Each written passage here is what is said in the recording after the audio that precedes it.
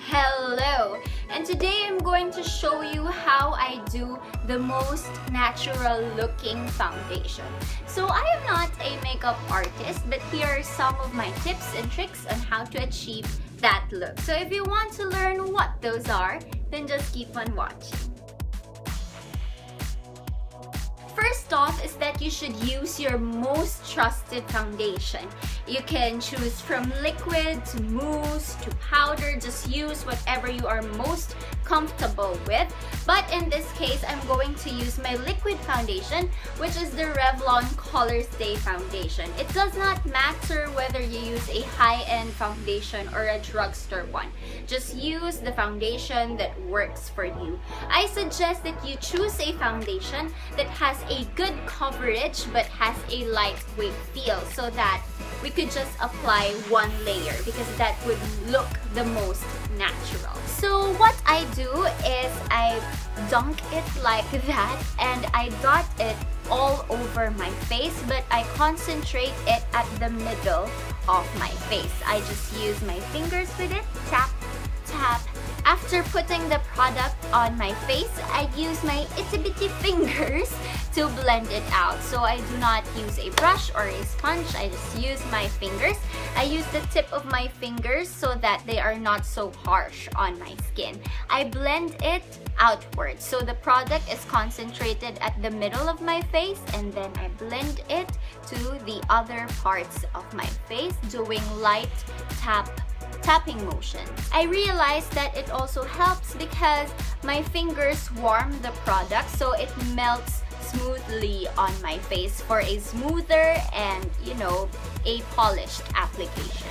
Next is I also use the tip of my fingers to tap on my skin after blending out the foundation because this would help the product be one with your skin. It would really work your product into your skin. And also, if you missed a part where you was not able to blend the product completely, that would take care of that. I take a clean sponge and you don't have to put powder on it, and I dab this all over my face. This is somehow the photoshopping area because this creates somehow an airbrush finish on your foundation because it would blur the lines, it would work the product on your skin.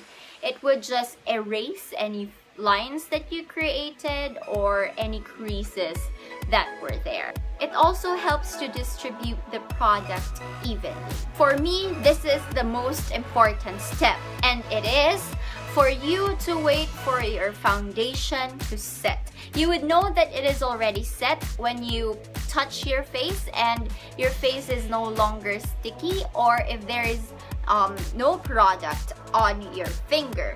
And this is important because if you put on powder immediately over a wet foundation, it would create this somehow cakey and very streaky look. So just be patient. Next is to get a tissue. Facial tissues are the best for this, but if you only have regular tissue, it would also work. So what you're going to do is to press it lightly on your face. What this does is that you're going to remove the excess oil or the excess product that you put on your face. It helps because if you have that excess product in the long run or in the middle of the day, that would cause your face to be so oily. You have to set it. If you have very dry skin, you don't have to set your foundation, so you still have the dewiness to it. But if you're like me and you have oily skin, then you have to set it to lock that coverage. So I suggest using a finishing powder or a translucent powder. This one is from MAC and it is the Prep and Prime Transparent Finishing Powder. I have a review on this. I'll just put a link below. So I just used a very fluffy brush with it, and this one is from Marionnaud. I lightly brush that all over my face. You do not have to apply pressure. You just have to touch your face. And that's it. You have a very natural looking foundation. It's as if you just washed your face. So I hope you found this video helpful and I hope you enjoyed this video. Don't forget to like, comment, and subscribe. This is Tish and I'll just see you on my next video. Bye!